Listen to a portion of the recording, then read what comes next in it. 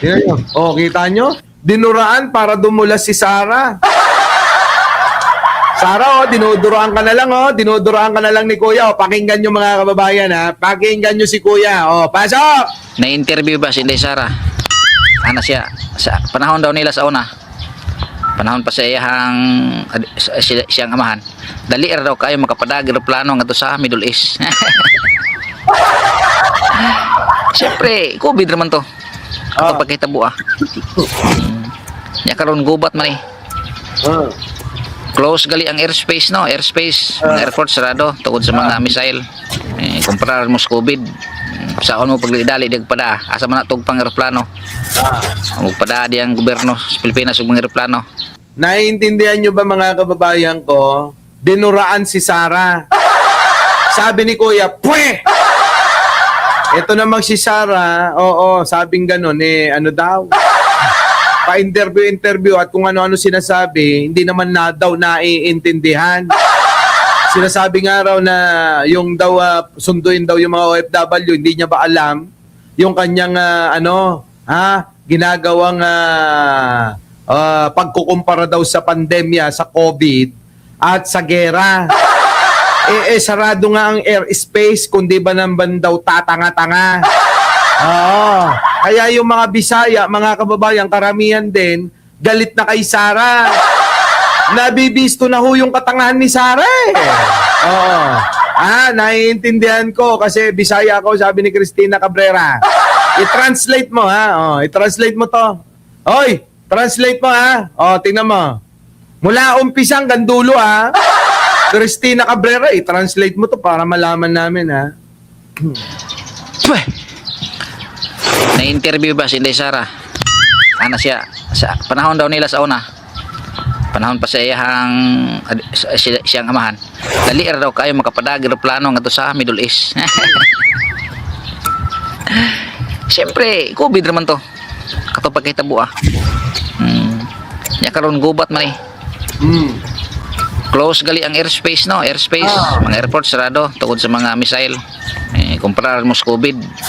Saon mo pagdali dig pada, asa man natug pang eroplano. Pada di ang gobyerno sa Pilipinas ug mga eroplano. Correct. Pagka kuan ginaning behana mo na hinungdan Inday Sara na di ka kadaog sa 2028. No. Kini lagi si Inday Sara 2028 di kini siya kadaog. Oo nga. Sa mga istorya siya ba murag di na ko kauyon murag blanco na ba? Blanco daw yung utak, walang bobo daw si Sarah. Sabi ng mga Bisaya, mga kababayan ko, bobo ka raw, Sarah. Blanco daw utak mo, walang laman. Kung ano-ano daw naiisip mo.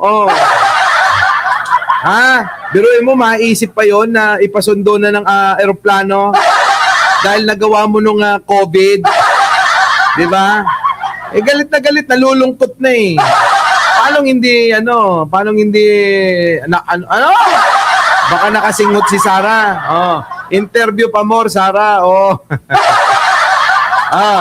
Sa una uyon mo kuno niya sa una na siya mo sunod na mahimong presidente pero karon mo din kita nyo? Mga istorya siya niya mo magdin mamao. Kuno naa sa dai Inday Sara una ka mo istorya. Imo mang ikumpara ang gubat ug ang COVID. Kaya missile man ng lupa dros Middle East niya. Oo nga. Asa man mo aging eroplano na close gali ang mga space tanan dito no, sarado ang airport. Naunsa. Naunsa ka day. Ano nangyayari sa iyo, Sarah? Sabi matatalo daw si Sarah sa 2028. Kasi bobo tanga daw. Nagigising na ho yung mga Bisaya eh. Na dati mga kababayan, halos lahat ng Bisaya kumakampi kay Sara Duterte. Ngayon mga kababayan ko, yung mga Bisaya natututo na eh. Diba? Sa kakapaliwanag natin kahit dandaan, naunawaan na nila. Kaya ngayon mga kababayan ko, ayan kita mo, galit na sila. Kaya ikaw Sara, wag ka nang umasa. Yung kabobohan mo, ang boboto lang sa'yo, yung dalawang kausap mong tanga. Talay. Gawas pasad ka ng mga na-stranded diha sa Middle East, dili man lang mga OFW na gusto mo uli. Ang kadaghanan na mga pasahero lang ba? Magpakuan lagi na yung mga fake news lagi.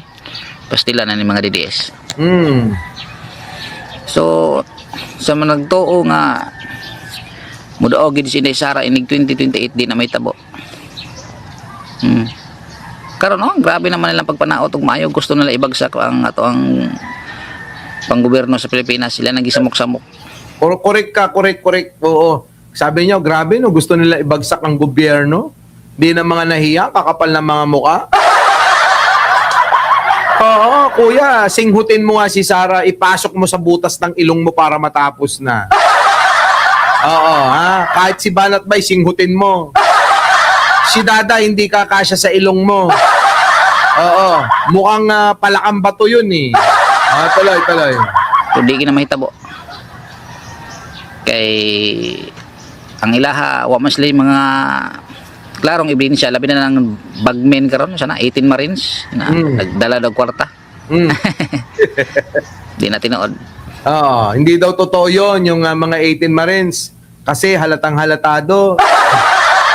Tanungin ba naman mga kababayan yung isa, marami yung nagtatanong, sino daw po ba sa inyo yung nagdala ng pera sa bahay ni Pangulong Bongbong? Tumaas yung isang kamay nung isa. Saan sa Ilocos nyo dinala? Kasi nakalagay sa affidavit nyo, dinala nyo sa Ilocos, sa bahay ni Pangulong Bongbong. Saan ba yan? Oo. Saan sa Ilocos? Ilocos Sur, Lawag, Paway, Sarat. Mga kababayan ko, hindi humabanggit kung saan Kaya alam nyong nagsisinungaling mga kababayan ko Di ba? Sinungaling. Mabaliran ng sitwasyon na tanawan na sa mga umaabot ng mga adlaw. Kita nyo? Wala mga kababayan. Wala. Yan si Kuya. Isang Bisaya na galit kay Sara Duterte. Paano hindi magagalit, Boss Mike? Napakatanga nga sumagot. Tingnan nyo. Sample. Lakihan mo, Boss Mike. Yan, ito ang tanong na pinag-uusapan ngayon. Sabi rito, isang bobo pa ito. Itong kalbong mukhang palakang bato, bobo rin magtanong kasi.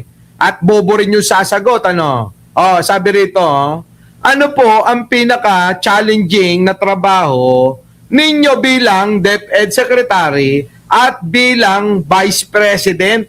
Ang galing ng tanong, Sabi, ano po ang pinaka-challenging na trabaho ninyo bilang DepEd Secretary at bilang Vice President? Napakasimple lang